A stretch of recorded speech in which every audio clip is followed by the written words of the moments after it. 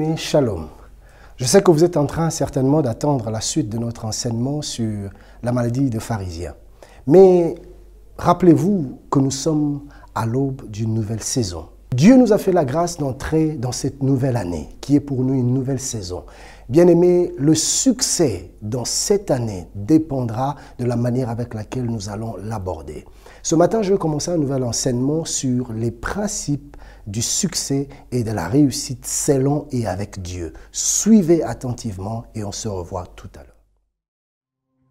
Gloire au Seigneur. Nous sommes dans le livre de Josué. Le chapitre 1er, nous allons lire le seul verset 8e. Alors vous aurez compris que ce dimanche matin a été un peu spécial parce qu'il s'est passé un certain nombre de choses. Alors je vais demander votre indulgence. Nous allons finir en quelques 10 minutes de retard. Nous sommes dans Josué 1:8. La Bible dit ceci: que ce livre de la loi ne s'éloigne point de ta bouche. Médite-le jour et nuit pour agir fidèlement selon tout ce qui est écrit. Car c'est alors que tu auras du succès dans tes entreprises, c'est alors que tu réussiras. C'est alors que tu auras du succès dans tes entreprises, c'est alors que tu réussiras. Comme vous le savez, chers bien-aimés, nous sommes encore en train de faire notre étude sur la maladie des pharisiens dans ses divers aspects. Mais en ce mois de janvier, j'ai eu à cœur exceptionnellement d'ouvrir une parenthèse que nous allons refermer après quelques séances, après quelques dimanches. Nous allons aborder un autre sujet que Dieu nous a mis à cœur, un sujet que je pense être approprié en cette saison, en ce temps, en cette période. Nous allons donc amorcer une nouvelle année, ou que dis-je, nous sommes en train d'amorcer une nouvelle année, une nouvelle saison. Nous sommes entrés dans un temps nouveau. Et il est donc important que nous puissions connaître un certain nombre de choses alors que nous amorçons cette année.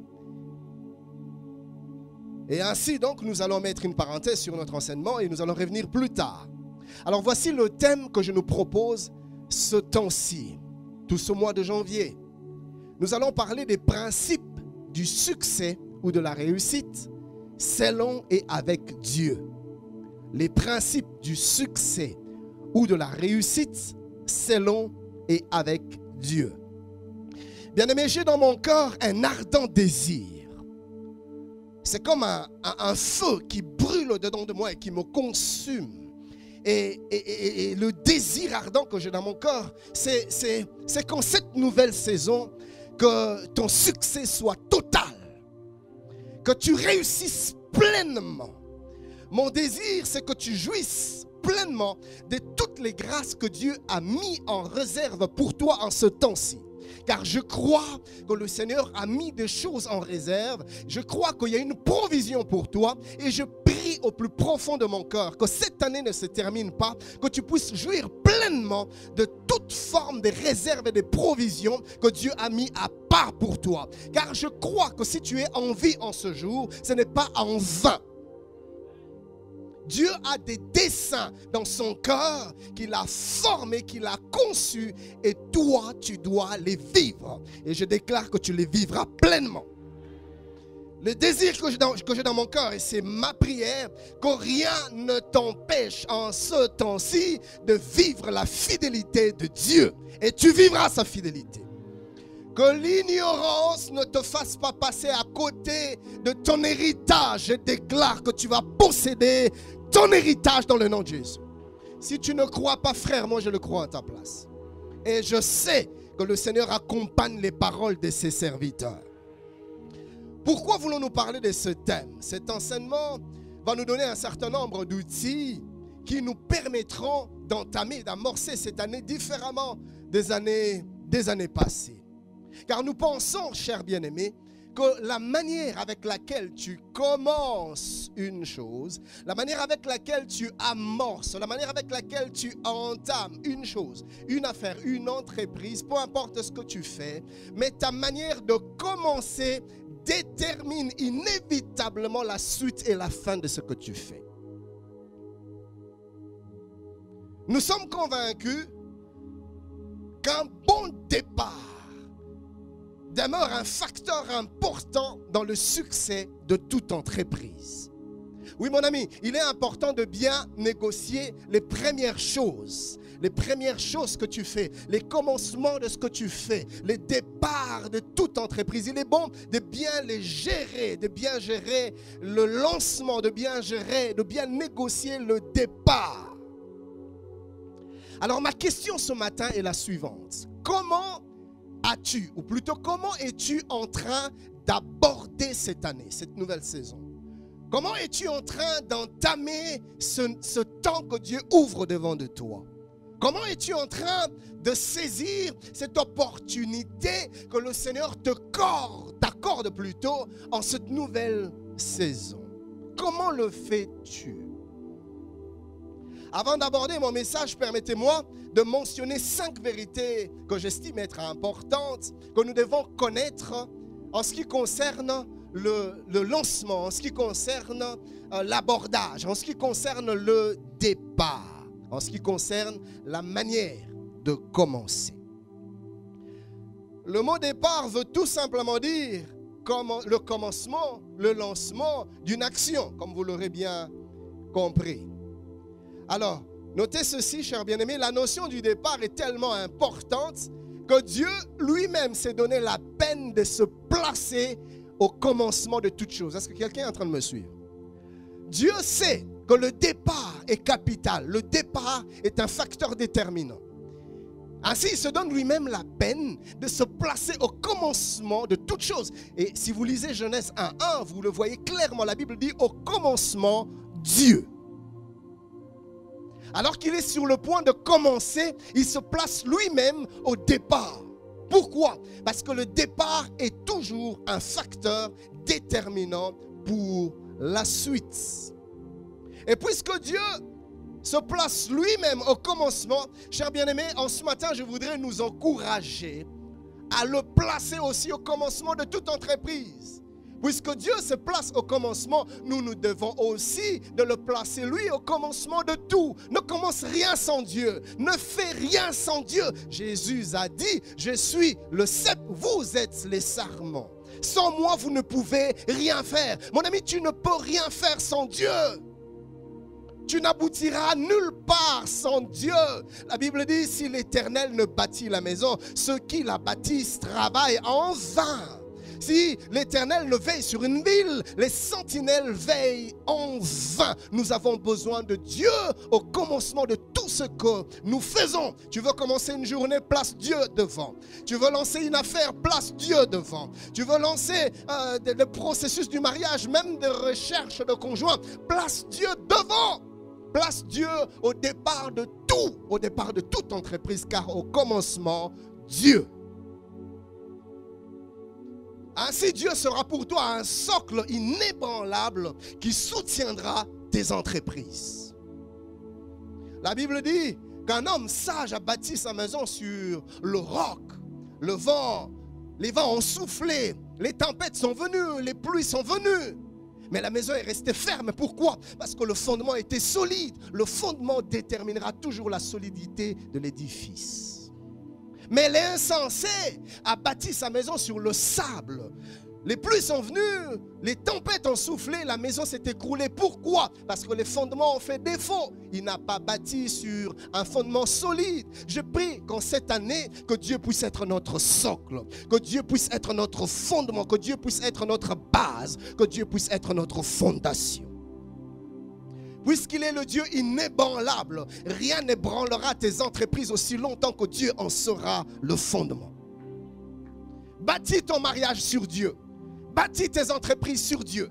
Bâtis ta maison sur Dieu. Bâtis tes études sur Dieu. Bâtis ton ménage sur Dieu. Frère, que Dieu soit à la base, au commencement et au départ de toutes choses dans ta vie. Ne commence jamais rien sans Dieu. Sache que Dieu est au commencement. Plutôt, sache que si Dieu est au commencement, tu le trouveras à l'accomplissement.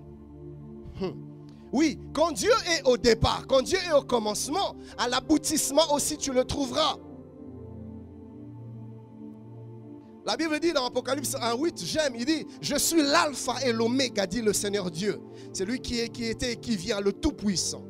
Et dans Apocalypse 22:13, il dit, je suis l'alpha et l'oméga, le premier et le dernier, le commencement et la fin. Quand tu le places au commencement, tu le trouveras à la fin. Comme j'aime dire souvent, nous voulons trouver Dieu à la fin alors que nous ne l'avions pas placé au commencement. Tu commences ton entreprise toi-même, tu commences tes affaires toi-même, tu commences tes fiançailles toi-même, tu commences ce que tu fais toi-même. Et quand les choses deviennent dures, les choses deviennent compliquées, tu cries au secours, tu cries, tu implores Dieu. Mais comment veux-tu implorer celui que tu n'as pas associé au commencement? Celui que tu n'as pas consulté au commencement?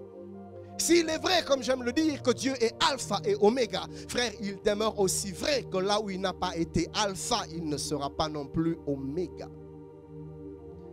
Si tu ne l'as pas placé au commencement, ne le cherche pas non plus quand les temps deviennent difficiles. J'aime l'histoire des apôtres dans la barque. La Bible dit, à un moment donné, la tempête souffle.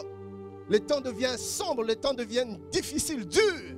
Mais l'avantage qu'ils avaient, c'est que dans la barque où ils étaient, Christ y était aussi. Quand Dieu est dans ta barque, tu pourras toujours le réveiller et il est celui qui fait taire la tempête. Mais si, imaginez qu'il soit entré dans une barque où Christ n'était pas, frère, ils allaient réveiller qui? Et c'est ce qui se passe dans nos vies. Nous commençons nos histoires nous-mêmes. Nous créons nos barques nous-mêmes. Nous amorçons nos voyages nous-mêmes. Et puisque les vents dans la vie sont toujours susceptibles de souffler à un moment ou à un autre, quand les vents s'élèvent, on cherche Dieu, mais on ne le trouve pas. C'est normal, parce qu'au commencement, au départ, Dieu n'y était pas. Regarde 2-3 personnes, dis-leur que Dieu soit au commencement de tout dans ta vie.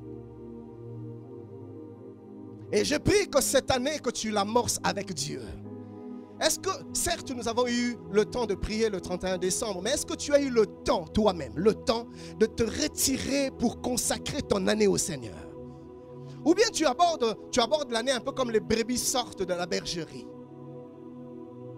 en désordre.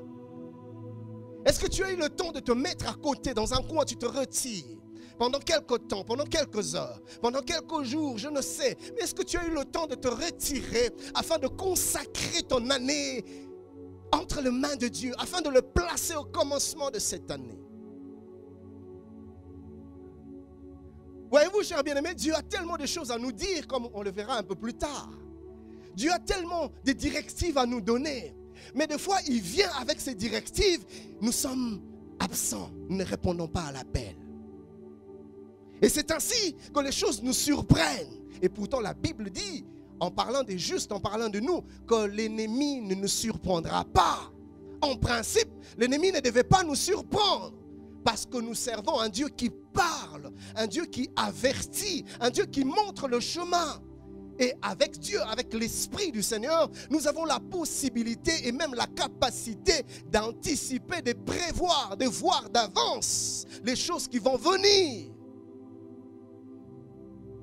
Dans tes études, Dieu est capable de te montrer les choses qui t'attendent, les combats qui t'attendent, les épreuves, les succès qui t'attendent. Dieu est capable de te montrer les choses que tu dois faire et celles que tu ne dois surtout pas faire. En cette année, Dieu est capable de te donner des orientations claires. Mais comment es-tu en train de l'aborder? Voilà pourquoi on arrive le 31 décembre, on traite Dieu d'infidèle. Ah, Pasteur Ken, je suis fatigué de vos déclarations que vous faites chaque 31 décembre à 0h. Rien ne se passe jamais dans ma vie. Écoutez, comment veux-tu que les choses se passent dans ta vie quand tu n'empruntes pas le chemin que l'Éternel a tracé pour ton succès? C'est Dieu qui nous accorde le succès. C'est Dieu qui nous accorde la réussite dans nos entreprises. Mais il y a un chemin qui nous amène là. Il y a une voie qui trace pour nous amener à notre destinée. Un chemin bien tracé. J'aime quand la Bible dit que ceux qui se confient en l'Éternel, ils trouvent dans leur cœur des chemins tout tracés. Mais des chemins tracés sont trouvés par ceux qui se confient en l'Éternel, ceux qui placent leur confiance, leur foi, ceux qui se placent sous l'orientation de Dieu, ceux qui ressentent et qui reconnaissent leur incapacité, leur faiblesse et qui courent à Dieu, ceux qui consultent Dieu. Ceux-là, la Bible dit que Dieu placera dans leur cœur des chemins tout tracés. Ça sera tout tracé. Tu ne tâtonneras pas. Israël se met à vivre loin de Dieu. Dieu dit, tu tâtonneras en plein midi. Pourquoi? Sans orientation, sans directive. As-tu pris le temps de consulter Dieu pour cette année, pour ta maison, pour tes enfants, pour ton épouse, pour ton époux, pour tes projets, pour toi-même, pour ton travail, pour tes business? As-tu eu le temps de consulter Dieu, de prier pour ça? Frère, il n'est jamais trop tard pour bien faire. Même maintenant, tu peux le faire. Ce soir, tu peux le faire. La semaine prochaine, tu peux le faire. Mais ne continue pas comme ça. Tu n'es pas un mouton. Tu n'es pas un mouton. Tu n'es pas un bouc. Même les brebis, du reste, même les moutons savent s'orienter selon la voie du berger. Ils sont dirigés par la houlette et le bâton du berger. Le berger qui connaît où se trouvent les verts pâturages. Parce que pendant que les brebis dorment, les bergers vont à la recherche des verts pâturages. Les bergers cherchent là où il y a des points d'eau, là où les brebis pourront se désaltérer. Le berger cherche. Et le matin quand il vient, il connaît déjà le chemin parce qu'il a cherché pendant qu'elle dormait. Frère, c'est ce que Dieu fait pour nous. Il connaît des choses que nous ignorons. Il maîtrise des choses qui nous échappent. Et il nous guide, il nous montre le chemin, il nous montre la voie à suivre. Mais nous devons rentrer vers lui, rester à ses pieds, passer un temps avec lui, passer un moment avec lui. Tu as trop à faire, c'est ça le problème avec toi. Tu as trop à faire quand tu regardes l'année. Il y a tellement de défis, il y a tellement de challenges. Et il faut que tu cours, il faut que tu fasses vite. Mais les choses seront très désordonnées, tout sera confus et ambigu. Pourquoi? Parce que tu y vas par toi-même. Mais si tu prends le temps de t'arrêter un peu, de te reposer au pied du maître, lui, il va ordonner toutes choses. Et toutes ces histoires qui te semblent confuses, lui, il remettra cela en ordre. Des fois, on se lève le matin et on a l'impression que les choses courent tellement, le temps va tellement vite qu'on n'a pas le temps justement de nous asseoir à ses pieds. Nous courons à gauche et à droite, nous entamons la vie, la journée. Et on se rend compte que les choses deviennent difficiles à faire. Mais quand on prend le temps de rester à ses pieds, alors là, Dieu place dans nos cœurs des chemins tout tracés. Là, Dieu place dans nos cœurs des orientations claires et précises. Et des fois, quand Dieu nous donne des directives, quand Dieu place des orientations dans le cœur, des fois nous en sommes conscients, mais des fois nous n'en sommes pas conscients. Mais Dieu les place quand même. Tu arrives devant une situation, une décision à prendre, une option à lever. Tu ne sais pas, mais tu te retrouves en train de prendre la bonne décision. Et puis après, quand tu vois les résultats, quand tu vois des choses à côté desquelles tu passes, tu dis, Seigneur, merci, j'aurais dû me tromper. Mais en ce moment-là, alors que tu ne le savais pas, Dieu était en train de te guider. Pourquoi? Parce que le matin, alors que tu passais du temps à ses pieds, il plaçait, lui, dans ton cœur, des chemins tout tracés. Que cette année soit amorcée différemment dans le nom de Jésus. J'ai parlé de 5 vérités sur la manière d'aborder, sur le commencement, 5 vérités sur le départ. Première vérité. Le départ dans une course est l'un des moments capitaux, c'est-à-dire le moment les plus importants qui détermine la suite, vous l'aurez compris. Je répète, le départ dans une course est l'un des moments capitaux qui déterminent la suite. La Bible est claire dans Romains 16 plutôt, Romains 11, 16. L'apôtre Paul le dit. L'apôtre dit, or, si les prémices sont saintes, la masse l'est aussi. Si les premières choses sont saintes, les restes le seront aussi. Donc, si tu abordes bien le départ, le reste aussi sera influencé conséquemment. Observez bien lors d'une course de vitesse, quand les athlètes prennent la position qu'il faut et que le tireur tire, la manière avec laquelle ils prennent les départs détermine tout le reste. Et souvent, ceux qui commencent mal finissent mal, à moins qu'ils trouvent le temps de se ressaisir entre-temps. Mais c'est des minutes perdues, c'est du temps perdu. Pourquoi? Parce que tu es mal parti. Tu as mal pris ton départ. Et je t'encourage que tu ne commences pas mal cette année. Que tu partes bien. Et pour bien partir, tu as besoin de la sagesse divine. Car lui connaît des choses que toi tu ignores. Il y a des choses que nous pensons être bien, mais qui ne sont pas bien du tout. Comme je le dirai plus tard, frère. Toute bonne chose ne sera pas toujours bonne, toujours pour tout le monde et en tout temps. Je dis que toute bonne chose ne sera pas toujours bonne, toujours, pour tout le monde et en tout temps. Il y a des choses qui sont bonnes maintenant, mais qui ne le sont pas plus tard, qui ne le sont plus tard. Il y a des choses qui étaient bonnes hier, mais qui ne le seront pas maintenant. Il y a des choses qui étaient parfaites l'année passée, mais qui ne le seront pas cette année. Je vais y revenir peut-être le dimanche prochain. Alors nous avons besoin de rentrer à Dieu afin qu'il nous guide. Et cela va nous éviter de mal commencer. Parce qu'un mauvais départ va préjudicier le reste. C'est du reste notre deuxième vérité. Notez, de la même manière qu'un mauvais départ influence négativement la suite de la course, un bon départ l'influence positivement. De la même manière qu'un mauvais départ influence négativement la suite de la course, un bon départ l'influence positivement. Chers bien-aimés, beaucoup d'entreprises aujourd'hui échouent pour avoir pris un mauvais départ. Beaucoup d'entreprises sont fermées aujourd'hui parce qu'au départ, ils étaient déjà mal partis. Elles étaient mal parties. Beaucoup de projets échouent à cause d'un mauvais commencement. Beaucoup de mariages échouent pour avoir pris un mauvais départ. Tu as des problèmes aujourd'hui dans ton foyer, dans ton ménage. Mais comment t'es-tu marié? Tu as épousé un jeune homme que tu as rencontré dans une boîte de nuit. Tu as épousé une fille que tu as rencontrée dans un bar. Sous l'effet de la cuite. Du reste, tu ne la voyais pas bien. Et tu l'épouses. Et aujourd'hui, c'est des problèmes. Mais frère, tu l'as eu où? Tu t'es marié tout simplement parce que tu avais besoin d'argent. Que Dieu te donne un homme qui pouvait te prendre en charge financièrement. Tu t'es marié pour des raisons sociales, pour des raisons économiques. Et aujourd'hui, le fournisseur, le pourvoyeur se révèle être un bon boxeur. Et ton visage, il a transformé ton visage en un punching ball.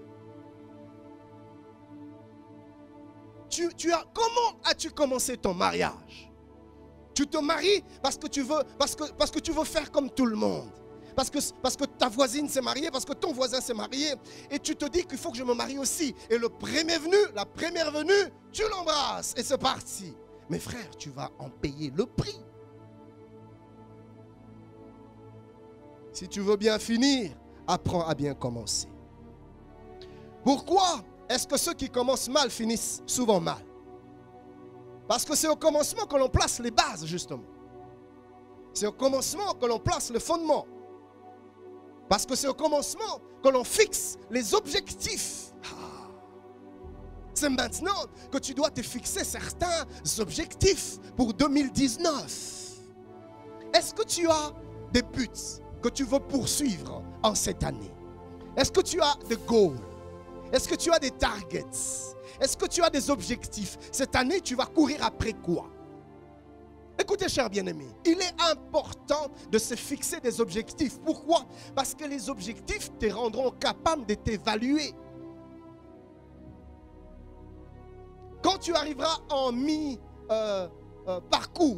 au mois de juillet, juillet, tu vas faire une évaluation sur base de quoi? Comment sauras-tu que tu avances ou que tu recules ou que tu fais du surplace si tu n'as pas d'objectif? si tu ne poursuis rien. L'apôtre Paul dit, je ne frappe pas comme à l'aventure. Je ne bats pas comme battant l'air. Vous voyez, quand tu n'as pas d'objectif, tu vas courir après tout, après n'importe quoi. Tout vent va t'emporter, toute influence va agir sur toi. Pourquoi? Parce que tu es sans objectif. Tu évolues au gré de vent en cette année. Comment penses-tu orienter tes finances? Comment penses-tu orienter tes avoirs en cette année?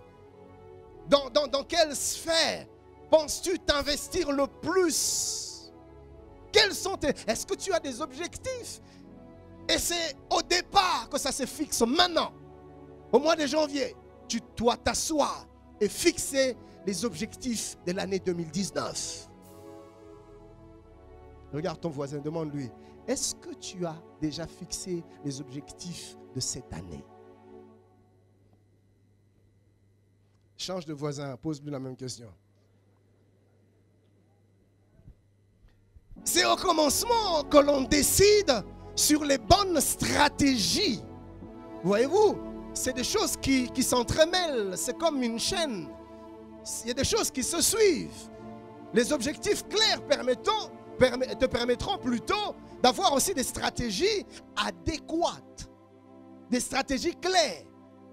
Si c'est ce que je veux atteindre, alors voilà le chemin par lequel je dois passer. Voilà ce que je dois faire, voilà ce que je ne peux pas faire. Voilà des choses où je dois passer le plus de temps. Voilà des choses que je ne peux pas permettre dans mon agenda. Pourquoi? Parce que je sais où je vais. Et c'est maintenant que l'on établit des objectifs, c'est maintenant que tu te rends compte qu'il y a des connexions que tu dois briser. C'est maintenant que tu te rends compte qu'il y a des relations que tu dois arrêter. C'est maintenant que tu te rends compte qu'il y a des fréquentations que tu dois clôturer. Maintenant, pourquoi? Parce que ça va te retarder dans tes objectifs. Ça va te retarder dans tes buts. Il y a des gens qui sont comme des boulots. Des boulons, comment on appelle ça? Oui, des boules, de grosses boules qu'on attaque, des boulets, voilà. Il y a des gens qui sont comme des boulets comme ça. Ils vont te retarder dans ta marche. Pourquoi tu seras obligé de faire l'effort de te tirer alors qu'elle te tire vers l'arrière. Il y a des gens qui sont comme ça. Et même à l'église, il y a des gens comme ça. Cher homme de Dieu, oui, même dans le ministère, il y a des gens comme ça, il y a des frères comme ça. Tu vas aller de l'avant, lui, il te tire. Et des fois, c'est très subtil. Il te donne l'impression de travailler pour ton épanouissement. Mais non! Il te tire vers derrière. Des gens comme ça, il faut les...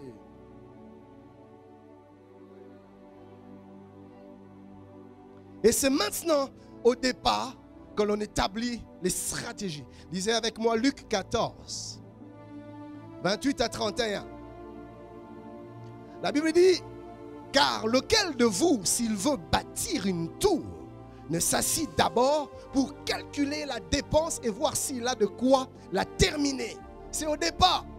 Verset 29. De peur qu'après avoir posé les fondements, il ne puisse l'achever et que tous ceux qui le verront ne se mettent à le railler, à se moquer de lui. Verset 30 en disant, cet homme a commencé à bâtir et il n'a pas pu achever. Ou quel roi, s'il va faire la guerre à un autre roi, ne s'assit d'abord pour examiner s'il peut, avec 10 000 hommes, marcher à la rencontre de celui qui vient l'attaquer avec 20 000. C'est au départ qu'il faut s'asseoir et planifier. C'est au départ qu'il faut s'asseoir et méditer. C'est au départ qu'il faut s'asseoir et étudier et analyser. C'est maintenant. Quand tu regardes les années passées, frère, comme je l'ai dit à la veillée, si tu continues à faire les mêmes choses, tu produiras les mêmes résultats. Tu tomberas dans les mêmes échecs. Tu ne peux pas vouloir produire de nouveaux résultats tout en continuant à faire les mêmes choses. Non, c'est impossible, frère, c'est impossible. Tu ne peux pas rester dans la même discipline et espérer que ta vie soit mieux qu'hier. Ça ne se passe pas comme ça. Les mêmes choses produiront toujours les mêmes résultats. Si tu déplores les ratés, les échecs de l'année passée, frère, cette année, tu dois revoir tes stratégies.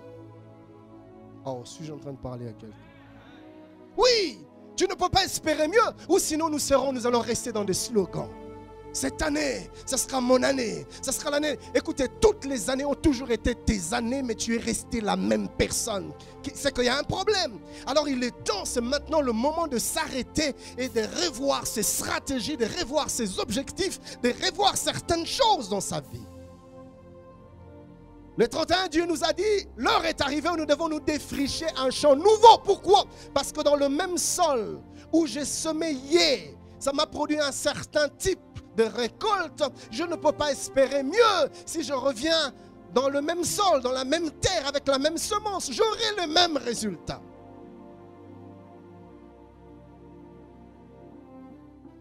Troisième vérité.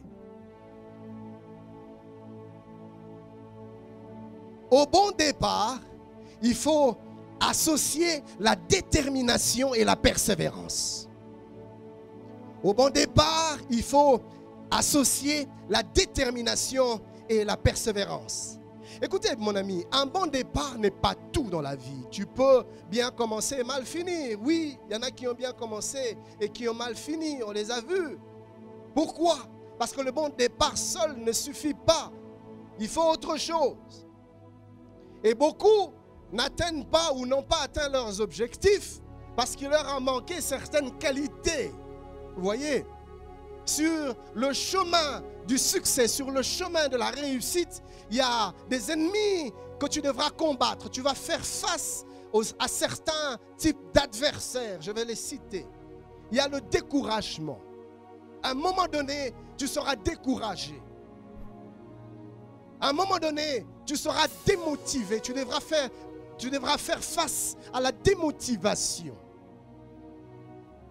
à la lassitude, à la fatigue, à la paresse.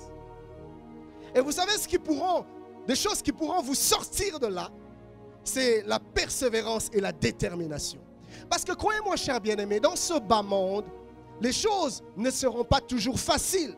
Voilà pourquoi, frère, je n'aime pas cet évangile bon marché, où on nous dit dans le Christ, tout sera bien, tout sera beau, tout sera gentil. Tout sera comme sur des roulettes. Tout ne sera que rose, frère. C'est faux. C'est faux. Dans ce monde des humains, sous le soleil, tout n'est pas toujours beau. Non. Il y a des moments où tu auras envie de tout lâcher. Tu auras envie de claquer les portes et de partir. Il y a des moments où tu auras envie de tout lâcher. Ça va arriver. Il y a des moments où tu n'auras aucune envie de te tirer de ton lit. Le soleil se lève, mais tu refuses de te lever. Pourquoi? Parce que démotivé, à un moment donné, tu seras pris par une dépression où tu n'as plus envie de rien. Et là, il faudra que tu fasses appel à la persévérance et à la détermination. Les choses ne seront pas toujours faciles. Je voudrais nous le dire, à vous et à moi-même, je voudrais nous le dire ce matin. En cette année 2019, les choses ne seront pas toujours roses. Il y aura des jours difficiles, il y aura des semaines difficiles. Mais ce qui pourra nous aider, c'est la persévérance et la détermination. Voilà pourquoi j'insiste sur les objectifs clairs. Quand tu as des objectifs, tu sais te relever, tu sais avancer. Seigneur, je ne suis pas encore arrivé. Tu as dit que j'y arriverai. Seigneur, tu es fidèle. Je crois en tes promesses et j'avance. Quand tout le monde viendra te dire, laisse tomber, ces genres de choses ne marchent jamais. Nous avons essayé, nous n'avons pas pu. Arrête, frère. La détermination te dira, avance. Ce n'est pas parce que tout le monde a échoué que toi aussi tu vas échouer. C'est quel évangile? Nous avons l'évangile du Christ. Il a dit que nous aurons du succès et nous allons réussir dans nos entreprises. Et nous nous accrochons à cela, nous nous relevons et nous continuons. Même s'il nous arrive de tomber, de faillir en cours de chemin, nous nous relevons, nous enlevons la poussière et nous avançons. Frère, même à genoux, quand je serai plus capable de me lever, même à genoux, même en rampant, mais je vais avancer. Et ça, c'est des choses qui arrivent quand on a de la persévérance et de la détermination. À un moment donné, la belle famille va se lever contre toi. Tu auras envie de fuir ta maison. Là, tu devras faire appel à la persévérance, à la détermination. À un moment donné, ton chef ne voudra plus te sentir. Il te collera blâme après blâme, demande d'explication après. Et c'est là que tu auras besoin de la persévérance et de la détermination. À un moment donné, tes affaires ne produiront plus. À chaque fois que tu investiras, tout partira. C'est là que tu auras besoin de la...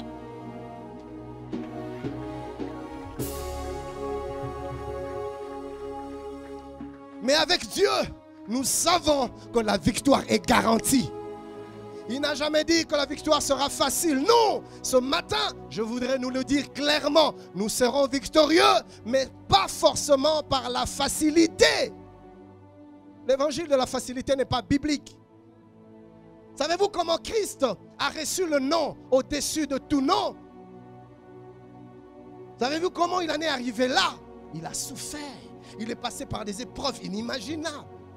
Il est passé par le calvaire. C'est seulement à la fin que le Père lui a donné le nom au-dessus de tout nom.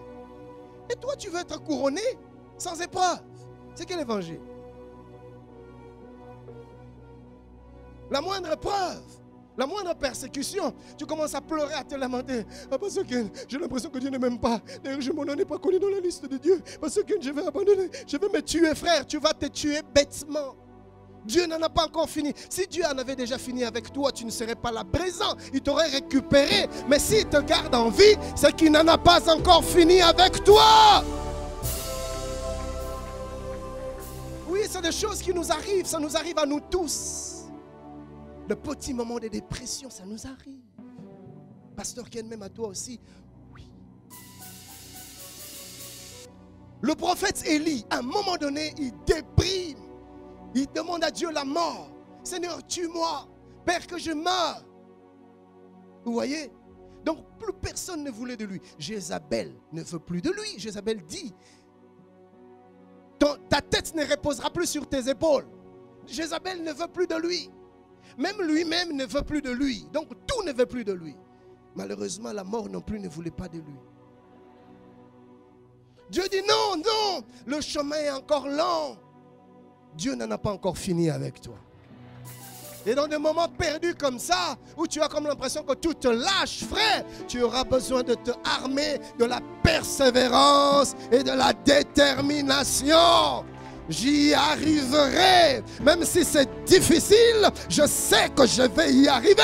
Même si c'est dur, je sais que je vais y arriver. J'aime ce cantique qui dit, il n'a pas dit que tu sombreras. Il n'a pas dit que tu couleras. Il a dit, allons, allons sur l'autre bord. Les tempêtes vont souffler, les vents vont se lever. Mais il a dit, allons sur l'autre bord, frère, sur l'autre bord tu arriveras. Peu importe les persécutions, les obstacles, les épreuves, je proclame et je déclare que tu sortiras victorieux. À la fin de cette année, tu sortiras victorieux. À la fin de cette année, tu réussiras. Peu importe les vents qui vont se lever, mais celui qui calme les tempêtes sera de ton côté. Si tu es d'accord avec moi, crie très fort amen.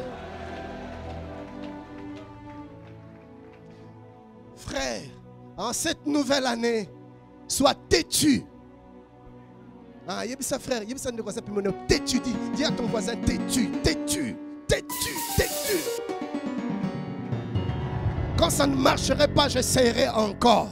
Quand ça ne marcherait pas encore, j'essayerai encore. Je ne me fatiguerai pas. Ah. Là où j'ai reçu de non hier, je vais encore aller tenter aujourd'hui. Écoutez, même quand on marche avec les promesses de Dieu, des fois, les choses ne marchent pas toujours au premier essai. Des fois, on croit que quand on a reçu le mot de Dieu, les portes vont s'ouvrir d'elles-mêmes. Tu arriveras, les portes s'ouvriront. Non, des fois, avec le mot de Dieu, il faut forcer la porte. Écoutez un texte qui m'a toujours fait réfléchir. Dieu vient parler à Élie de manière claire. Dieu dit à Élie, va à Sarepta. Là, j'ai ordonné à une veuve de te nourrir, frère. Élie obéit. Il arrive à Sarepta. Élie voit la dame. Et il dit à la dame, donne-moi à boire. La dame donne l'impression de n'avoir jamais parlé à Dieu. Tu vois ça? Et pourtant Dieu avait dit à Élie, j'ai ordonné à la veuve de te nourrir. Mais la veuve dit à Élie, je n'ai rien. J'aurais été à la place d'Élie, j'allais m'arrêter pendant un temps. Est-ce que j'ai vraiment entendu Dieu? Oui, en cette année, il y aura des moments d'incertitude comme ça. Où tu te demanderas si ce que tu avais entendu, c'était vraiment la voix de Dieu. Où tu te demanderas si le rêve que tu avais reçu était vraiment venu de Dieu. Où tu te demanderas si la prophétie que tu avais reçue, si la vision que tu avais reçue était vraiment de Dieu. Il y aura des moments comme ça. La femme donne l'impression de ne jamais avoir rencontré Dieu. Dieu serait-il en train de mentir? Dieu a dit, j'ai parlé avec la dame. Je lui ai donné des ordres à ton propos. Vous savez, cher bien-aimé, il y a la façon de faire de Dieu. La Bible dit, autant les cieux sont éloignés au-dessus de la terre, nos pensées sont différentes de celles de Dieu. Quand Dieu dit que j'ai ordonné à la femme, Dieu sait ce qu'il veut dire par j'ai dit. Dieu sait. Est-ce que cela veut dire que Dieu a parlé avec la femme? Pas forcément. Dieu a un langage de foi tellement élevé que l'entendement humain ne peut le saisir. Quand il dit, même quand je ne le comprends pas, je crois. Même quand je ne vois rien, je crois. Élie, tout montrait le contraire. Mais il a eu une chose, la persévérance et la détermination. J'aime la Bible dans les livres, l'épître aux Hébreux. Le chapitre 12e, le verset 1er, la Bible dit, nous donc aussi, puisque nous sommes environnés d'une si grande nuée de témoins. Les témoins ici, c'est justement les Élie, les Abraham et les autres, les hommes qui ont tenu dans leur foi, qui ont persévéré, qui ont obtenu des promesses. C'est une nuée de témoins qui nous environne. Et quand des fois le découragement vient, nous pouvons les entendre au travers de leurs écrits en train de nous dire, n'arrêtez pas, ça va marcher, relève-toi, avance, ça va aller. Je suis passé par là, Dieu est fidèle, ne te décourage pas, avance. Il y a une nuée de témoins, frères, qui nous environnent, qui sont passés par les mêmes épreuves que nous, qui ont vécu les mêmes choses que nous. Mais avec Dieu, ils ont survécu, ils ont réussi. Nous aussi, avec le même Dieu, nous survivrons et nous réussirons, frères. Environné d'une si grande nuée de témoins, il dit, rejetons tout fardeau et tout péché qui nous environne si facilement. Il y a des choses qui sont des fardeaux, qui vont nous alourdir. Et l'épître dit ici, débarrassez-vous de tout ça. Débarrasse-toi du découragement. Débarrasse-toi des mauvais conseillers. Oui, débarrasse-toi des gens qui tout le temps te diront des choses négatives. Écoutez, Dieu vient parler à Zacharie. Dieu dit à Zacharie, je te donnerai un fils. Zacharie doute. Dieu dit, ça c'est un poison. Si je lui laisse la parole, il va infecter Élisabeth. Dieu le frappe de mimétisme, de mutisme.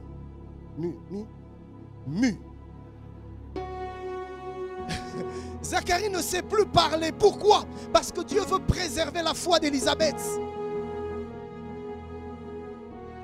Il y a des choses comme ça qui vont briser, perturber ta foi. Élisée sait ce qu'il est en train de rechercher en courant derrière Élie. Et le fils des prophètes vient le perturber. Est-ce que tu sais que ton maître sera là? Taisez-vous! Je sais ce que je suis en train de faire. Je n'ai pas envie de vous entendre. Je sais ce qu'il y a dans mon cœur. Je sais. Cette année, il y a des gens qu'il faut faire taire. Il y a des gens à qui il ne faut pas prêter les oreilles. Bien-aimé, cette année, n'écoute pas tout le monde. Quand tu sens qu'une telle personne va à l'encontre de ce que Dieu t'a dit, détache-toi de lui. Il va infecter ta foi. Je prêche, frère. Alors il dit, courons avec persévérance dans la carrière qui nous est ouverte. J'aime Alfred Cohen dit, débarrassons-nous de tout ce qui alourdit notre marche. Et courons avec persévérance vers le but proposé dans la piste tracée devant nous. Galates 5, 7. Écoutez ce que l'apôtre Paul dit aux Galates. Vous couriez bien. Qui vous a arrêté? Vous voyez, Français courant dit, vous aviez pris un si bon départ qui a brisé votre élan. Ce passage veut clairement dire qu'un bon départ n'est pas tout pour réussir la course, mais il faut aussi être capable de maintenir son élan et de ne pas se laisser influencer par les ennemis de la destinée. Que Dieu vous bénisse, on va continuer dimanche prochain. Vous l'avez suivi, plusieurs ratent leur saison tout simplement parce qu'ils ont mal commencé. Le départ est déterminant pour la suite de la course. Je prie Dieu qu'il nous rende capables de bien amorcer cette année. Prenons le temps de chercher sa pensée afin de recevoir ses orientations, ses directives pour cette nouvelle année. Et je sais qu'à la fin de l'année, nous allons témoigner de la fidélité de Dieu parce que nous serons des victorieux, des vainqueurs. Que Dieu vous bénisse.